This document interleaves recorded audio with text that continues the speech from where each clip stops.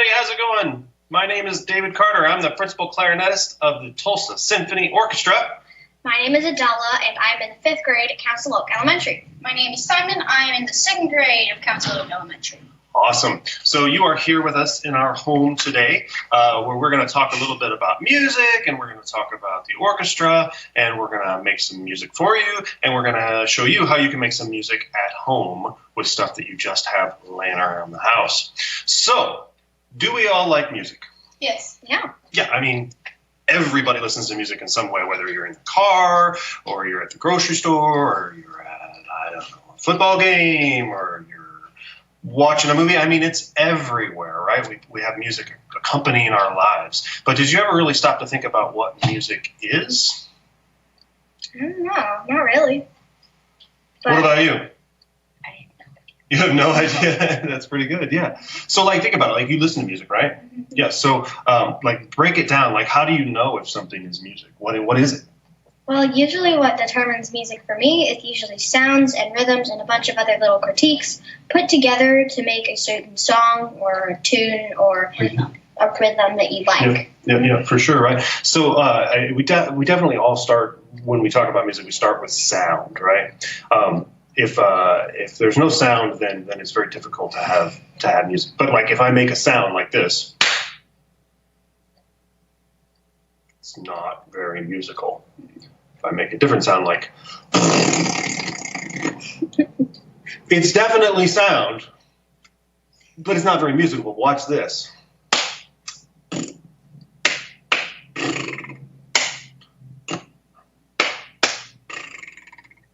Now, it's not good music, but all of a sudden there's something more musical about it, right? Yeah. So what have I really done to those sounds? You organize.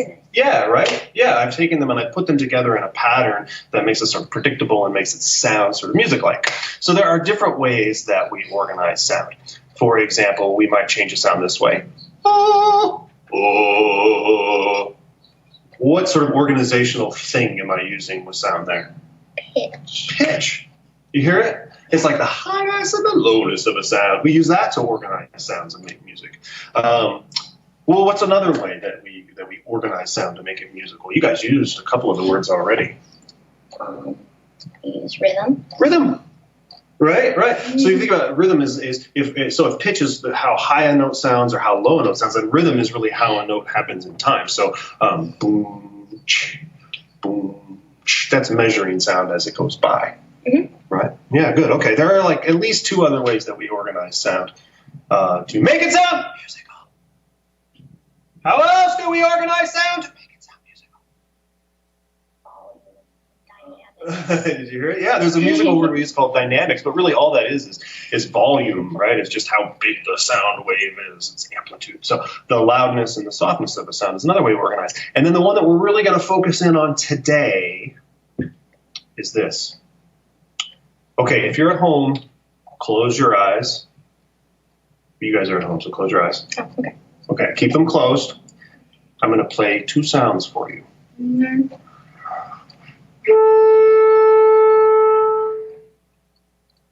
La. Okay, open your eyes. One of those was a clarinet.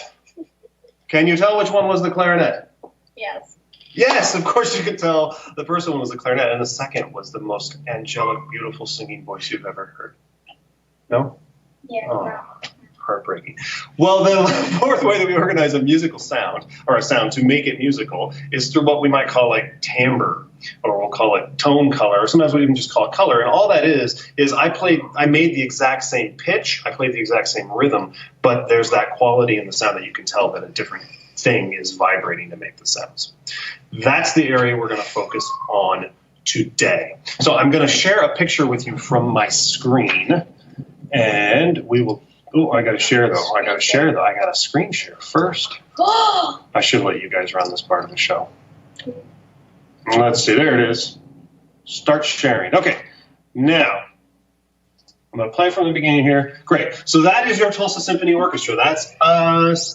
I'm hanging out in the back here in the clarinet section. And we're at the Tulsa PAC downtown. And this is a real concert. We were playing the concert this night. It was earlier this year. And that's a photo of the orchestra. So we can we can organize things into families according to how they vibrate the air to make sound.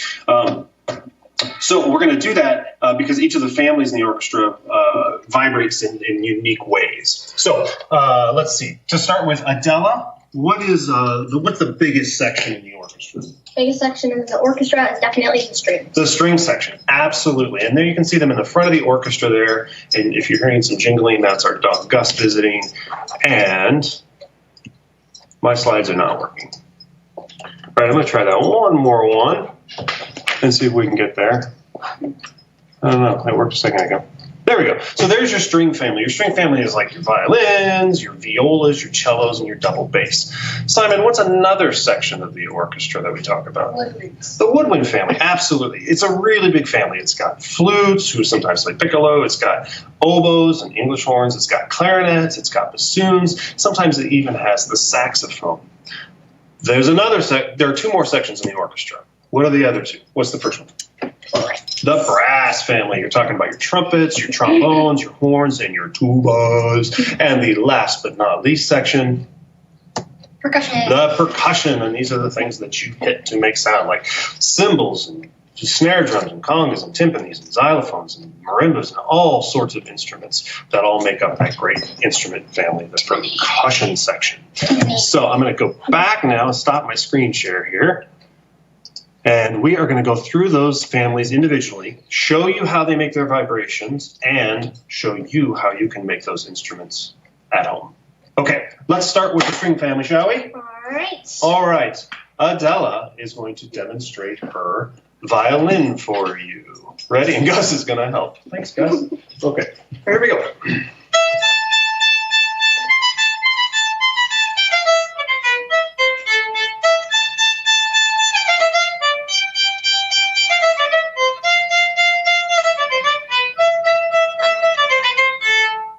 Yeah, awesome. Cool. So, Dallas, hello, Dallas. Della, tell us about your instrument. How do the string instruments, the string family, how do they make their unique vibrations? Well, the thing that vibrates on my instrument are the strings. So if you can look closely, if I pluck a string, you can see it go back and forth really, really, really fast, just barely, but you can see it. And it goes back and forth really, really fast. And that's what causes the sound. And then the sound goes through these little holes here called the F holes, and they bounce around inside the instrument because it's hollow. And then they bounce outside the F holes, and it basically creates a magnifying sound, making sound louder. Cool, very cool. So we're talking about sound. Sound is really just vibration in the air, right? If you put your hands on your throat like this, and you try this at home, yeah. Gus is growling at just the right time. Well done. All right, so we got our hands on our throat, and if we hum, yeah. What do you feel? Vibration. Yeah, it's a vibration. That's just your vocal cords vibrating, shaking the air around you. Well, when Della plays her violin, she drags that bow across the strings, and it looks like it would be smooth, but it's actually kind of a little bit rough. Yeah, it's made of horsehair. Yeah, one of our violists in the orchestra compares it to like a comb. And so if you put a comb across the strings, each of those teeth of the comb is going to go pluck, pluck, pluck, pluck, pluck, pluck, pluck. Don't do that. Right. But these are tiny, tiny, tiny hairs on there. They're little tiny things that pluck and vibrate and cause that string to vibrate, just like your vocal cords. Well, you were way better at this than I am. There we go. And that's what shakes the air, and you hear it and go, oh, it's a violin. It must be the string family of the orchestra. Okay, so what do you do if you don't have a violin laying at home? You make one. Dang straight. All right, so here's a box for you, and here's a box for you. All you need is a box. You need an adult to use a box cutter or scissors to help you cut a hole in the box. Now, if you notice, we taped both sides of the box, because this is going to be our amplifier. If I pluck a rubber band, I have to have a rubber band. Then I pluck a rubber band. I mean, it's going to vibrate. I don't know if you can hear that or not. But you can hardly hear it. There's not much going on there. So we need an amplifier, and that's what this box is for. So I think that's stretching enough. You've got kind of a large box there. Let's see what happens. And we'll do that. All right. That's what the F holes are for in the violin. Right. They bounce out of the instrument, causing the sound to be louder. Absolutely. You need a beer one here? Let me see if I can help you. All right, so we're going to stretch that like this. And if it breaks, we're all going to laugh. Oh, it's perfect. There we All right, go. I'll roll that down. Cool. All right. Over there? It takes a little bit, but Yeah, so you can stretch it over, and you can play around with different sizes of boxes and things. There you go. Now, if they pluck right now, what happens? It's not great. It's not great. So what's going on there? Why doesn't it vibrate? because it hits the box. Yeah, the rubber band is resting against the box. So what we're going to do is take a couple of pencils, Right. and we're going to set those up so that the what do you call it? Rubber band is free to vibrate. How about these little roundish guys? Those will work. Those are just pens. Ah, listen to this. Can you get up closer? Now it's vibrating inside the box, and the box is resonating, amplifying the sound, making it larger. And then you can tune it by just moving the pencils up and down the box. Right. So I've got one here out of a lovely detergent box from home. We're not a sponsored lesson, but there you go. And I've cut a hole in that, and I put 3 strings on there. And let me pluck these real quick. You can actually tune them into chords if you want. I even found this little, what do you call this? Like a bread tie thing? Bread tie. And that makes for a really good pick, just like a guitar pick at home. Yeah, these are. And you can make your very own box guitar. Now, you can go as crazy with this as you want. You can add some handles and decorate it and personalize it. But you have just made the exact same technology that creates the sound on violin, viola, cello, double bass, and guitar for that matter. Guitar. Really, all the instruments. The pencils at home. All right, cool. So, your very own string section right at home. So the next section that we mentioned, I think, was the woodwinds, right? Yeah, right. I'm going to demonstrate the woodwinds because that's the section that I play in the orchestra. This is a clarinet. There are 2 ways that vibrations are produced in the woodwind section. The reed instruments, which is a clarinet, and then there's also the flutes. And the flutes produce their vibrations in a unique way. But I'm going to start with the clarinet because it's awesome. So if you look on the back of that, there is a piece of plastic. Now, in a lot of clarinets, they use a piece of wood or a piece of kind of hard grass, and it's cut very, very, very, very thin, and there's a space between the reed and the mouthpiece. Well, when I blow through this tube, that reed vibrates back and forth like this.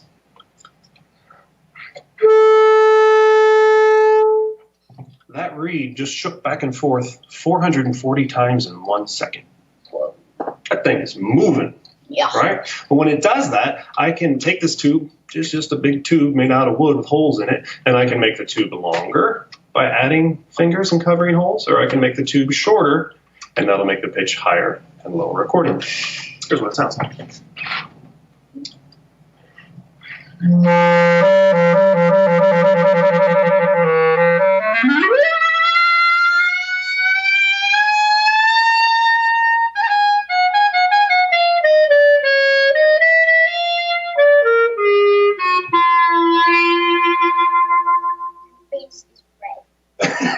That does happen. That does happen.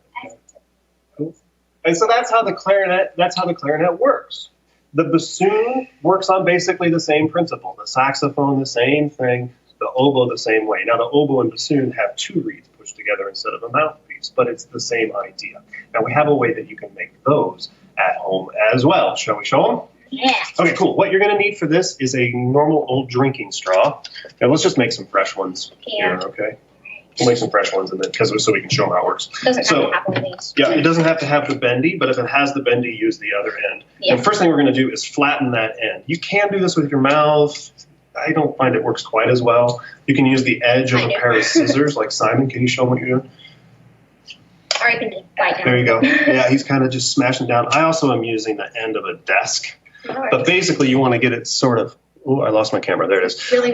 Sort of flattened out if you can, like that. As flat as Right. you can get it. Fingernail works pretty well. All right. Works pretty well. Is this And thin? then, yeah, that's awesome. All That's right. awesome. Okay, and then what we're going to do, I'll show them up here, and then you guys can do it, okay? All right. So then what I'm going to do is I'm going to just cut the corners. I'm going to cut the corners of this. Simon's is already working. And then I'm cutting the corners so it looks like that. You get that? I don't even need the corners. You don't even need the corners cut. It tends to work a little better because it frees it up. But when I blow through that, check it out.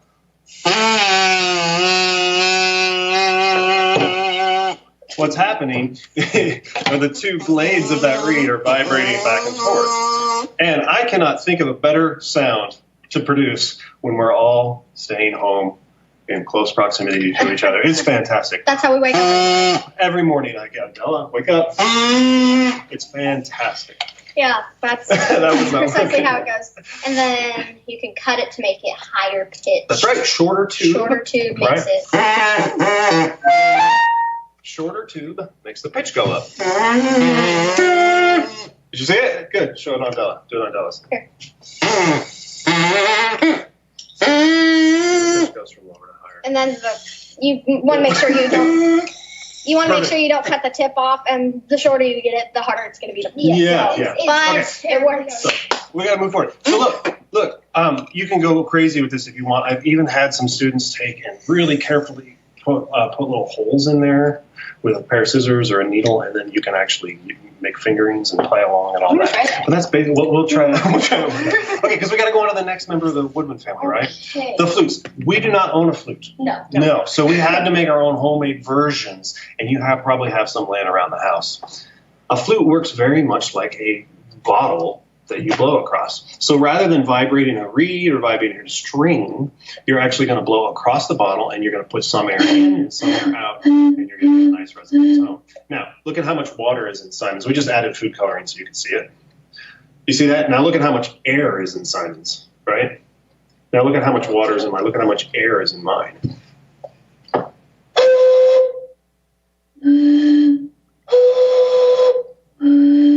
Smaller space that's resonating, you've got a higher pitch. Cool? So you can make your very own flutes at home, and you can tune these in a whole line and play songs if you wanted to. Just dump out water, and you just need a lot. Yeah, a lot of bottles. You need a lot of bottles. Yeah. That's true. Cool. So that's the Woodwind family. So what's the next family that we were going to talk about? Brass. The brass family. And Simon is learning to play the trumpet, and he was going to show you what that sounds like. They make their vibrations in a unique way. Let's hear it first. Exactly right. So if you look, there's like all this long tubing and valves and all that crazy stuff. But Simon, how do you make your vibrations when you play your trumpet? Lips are basically reeds. It's basically like an oboe, except your lips is the reed. Yeah, that's exactly right. It's like the same way that oboe reeds are on our oboe straws vibrate. On a brass instrument, the lips vibrate. Check it out. Exactly. You can try that at home. If you're having trouble getting it to buzz, do it on your hand. The same exact thing. That's awesome. Okay, so check this out. We have some mouthpieces. Look, you can get an inexpensive plastic mouthpiece online and go to eBay or wherever you like to go. You can order them very inexpensively, but you don't have to have one. What we did to make our own home trumpet is called a hosophone. You want to grab a hosophone? So we had an old garden hose in the garage that we weren't using. I washed it very, very well. Very. And you might want to get an adult's help with that. But you can actually cut it into different lengths. I left the garden end on it instead of a mouthpiece, and you can buzz on it. And you don't even need a mouthpiece. You don't even need a mouthpiece. Yep. And that's exactly the same way that all the brass instruments actually make their sounds.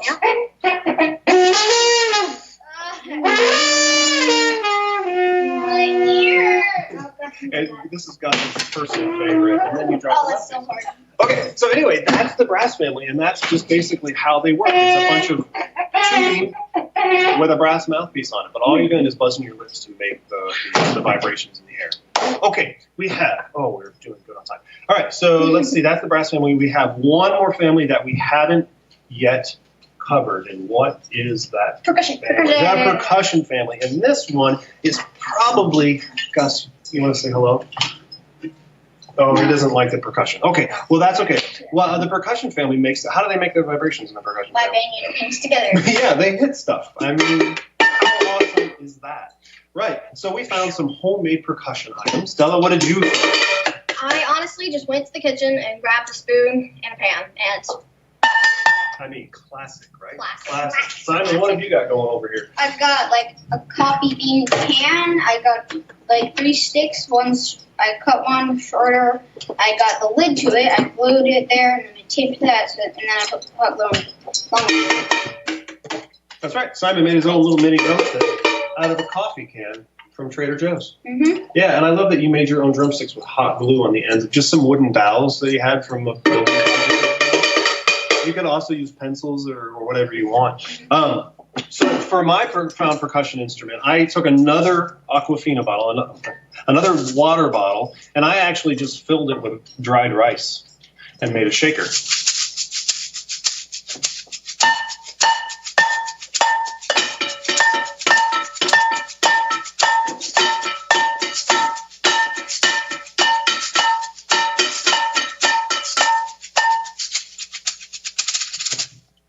So you can totally make your own percussion ensemble out of stuff that you have laying around the house.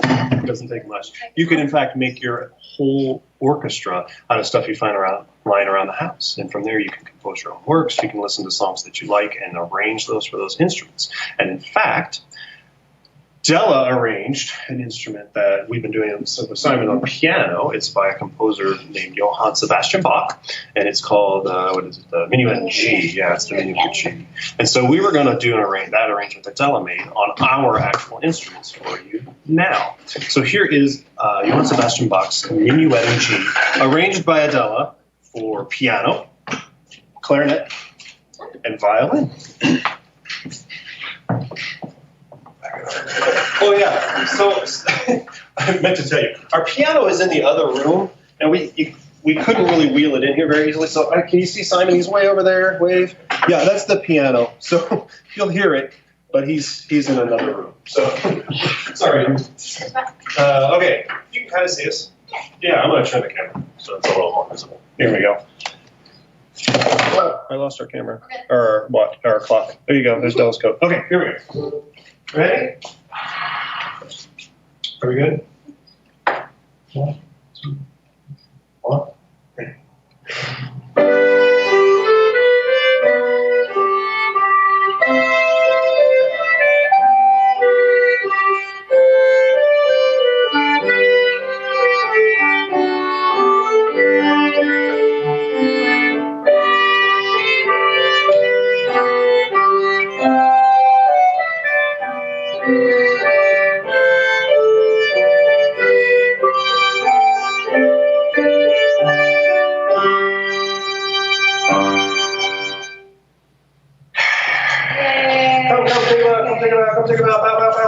Yay!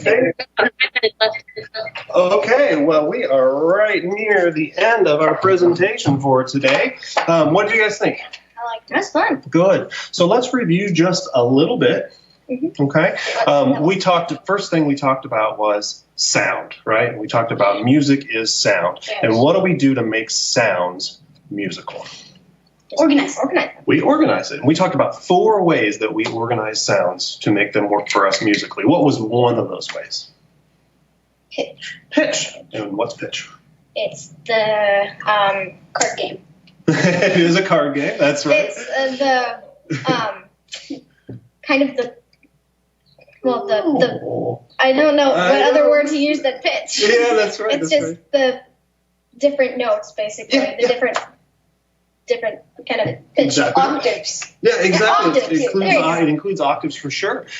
So pitch is just how you perceive the highness and lowness of a sound. Right? It has to do with how fast the wave is vibrating. If you really want to know. Right. So that's one way that we organize sound. There are 3 other ways that we talk about organizing sound. What's one of those ways? Rhythm. Exactly right. So rhythm is how sound happens in time. It's measuring the length of notes and silences in time. Right? Mm-hmm. Awesome. Good. What's the 3rd way we talked about organizing?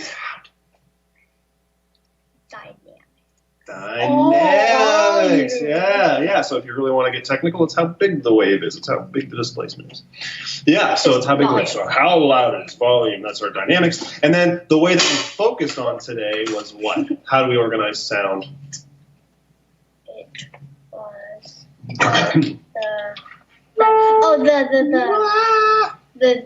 the color. The different tone colors, right. Colors. And if you want to use the fancy pants word, it's timbre. Yes, timbre.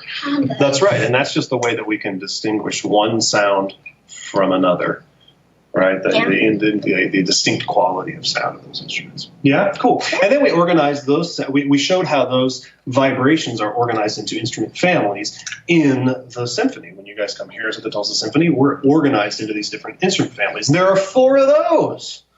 There's a magic of 4 today. What's the first family we talked about? String. String family, and for that we made these box guitars. What was the second family we talked about? Woodwind. Woodwinds, and that was things like flutes and clarinets. We had bottles. We had oboe straws, which I know you're dying to buzz on. Don't do it. Oh, okay. There it is. Beautiful, good. And then we talked about the next family was the Woodwind. No, brass. the brass family, and that was our hosophones. Yep. Oh, here comes. Good stuff. And the last family that we talked about was the family that strikes instruments in order to make sound.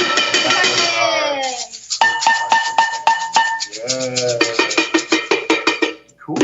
So that is our program on the homemade orchestra. We hope that you will make your own orchestras at home, start writing your own music and doing some creative, clever stuff right there at your house with things that you find around. We'd love to know about what instruments you're discovering that are already lying around your house and you didn't even know were musical instruments. Thank you all so much for listening. Thank you. Thank you. Cool. Yeah. Take care. Be safe. All the best to you and your families. Yeah. And we will see you back out there on the concert stage soon. Take care. All right. Bye.